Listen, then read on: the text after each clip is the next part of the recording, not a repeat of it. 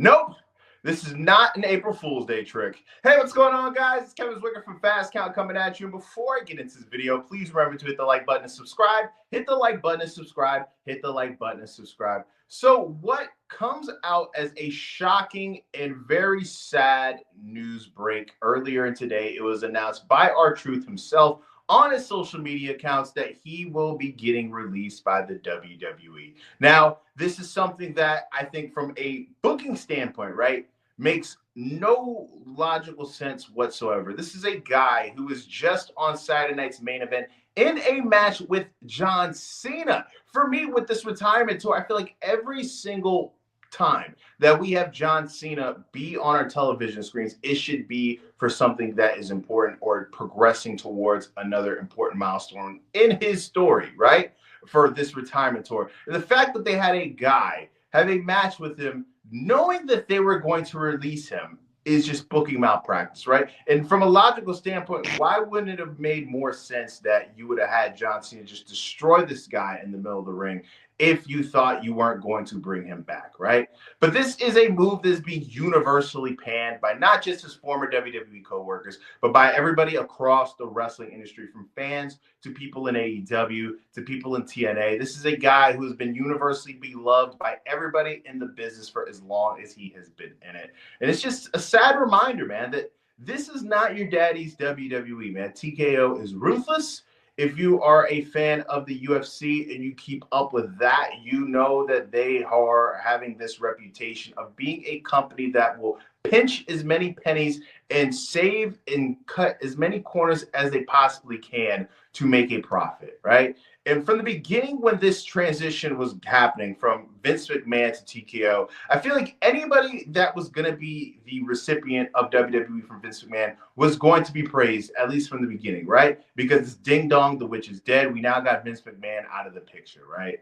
But now, since things are starting to progress in the way that they are progressing and people are starting to see the light, I feel as if the fan morale going into the product and just the people that are in the WWE locker room, the wrestlers themselves, I feel as if things are starting to get a little bit more dark concerning the WWE. Because now when you have a guy who has been in the company for as long as he has been in and has been featured in so many different programs and has been a reliable piece that you could use on your television show on a weekly basis, just get the boot like that.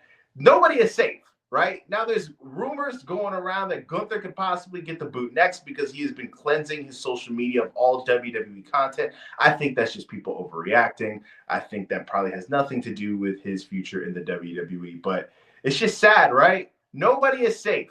Nobody is safe under this regime when it comes to keeping your job. Things are getting so bad, right, that you got people online wanting and crossing their fingers. This isn't all people, but there's a portion of people online that are crossing their fingers that somehow, some way, Vince McMahon is able to get his hands back on the WWE. Now, I think that there's no chance, pun intended, that he will get his hands back on the company because they are not for sale. And I personally don't even think that him himself has as much money to be able to purchase that on his own. He would need investors, a group, to be able to get that done. But it's sad, man. Now, R-Truth, I think immediately people are going to have their mind set on, well, he's going to end up in AEW.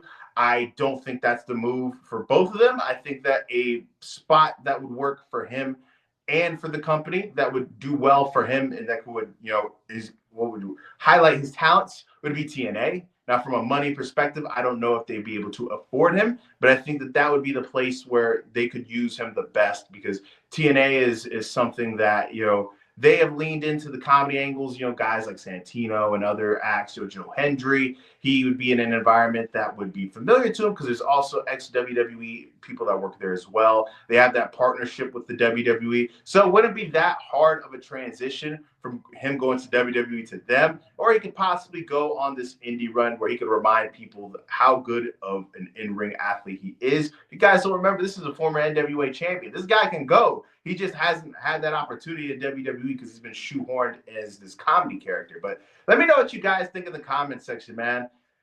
It sucks, right? Did they let go of truth, man? Damn you, TKO. Let me know what you guys think in the comment section. Remember to like the video and subscribe, like the video and subscribe, like the video and subscribe. I am Kevin Zwicker. I'm out.